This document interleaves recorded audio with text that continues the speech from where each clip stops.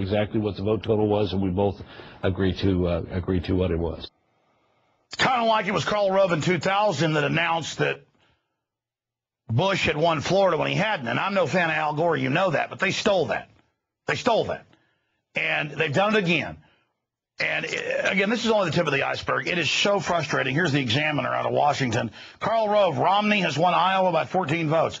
And this was hours before all this was confirmed. And you've got all these precincts missing, and then magically, again, how they do it is they flip the lights off, or the votes are disappeared, and then more are added, and some are taken out, or both.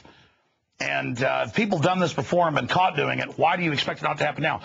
Almost all the scientific polls had Paul winning by huge margins. But then magically he comes in third.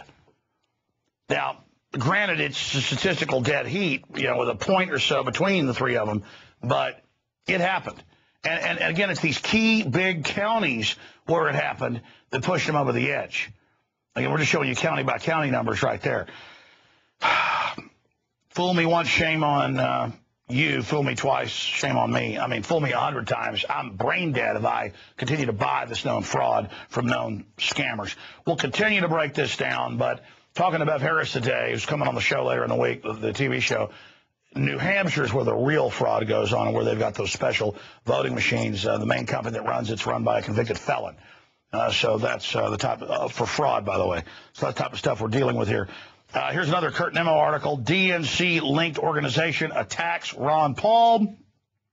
They've got the big rhino groups coming after him, but also the Democratic Governors Association is coming out saying he's dangerous and trying to scare seniors. Hey, what's scary is the mega banks that have already stolen people's public pensions in Europe and who've said they're going to do it here by freezing COLAs the last 3 years, your cost of living expense. It is your money. You did pay into it. And on top of it, devaluing the dollar. They're already stealing your Social Security. Let me ask you a question.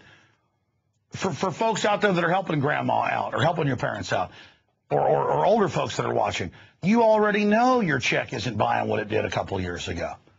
They cooked the inflation numbers. They cooked the unemployment numbers.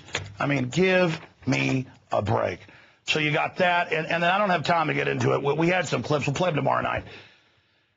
Al Gore on his current TV, the guy that wants you to pay him to breathe, he's come out and said Ron Paul's silly and all this other stuff, and had the young turd guy, the young turds, you know, whose wife's a CPS person, sit there and make jokes about it. I mean, you've got a discredited pig, a man-bear pig, an imaginary creature, a fraudster, who, when he's not, you know, supposedly groping masseuses, tells us we should pay him money to breathe. I mean, sometime this fraud's got to end.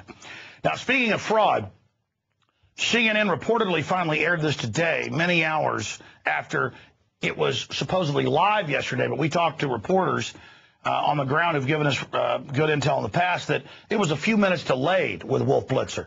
And they had all these other camera people there in the same building, and that this feed was not dead.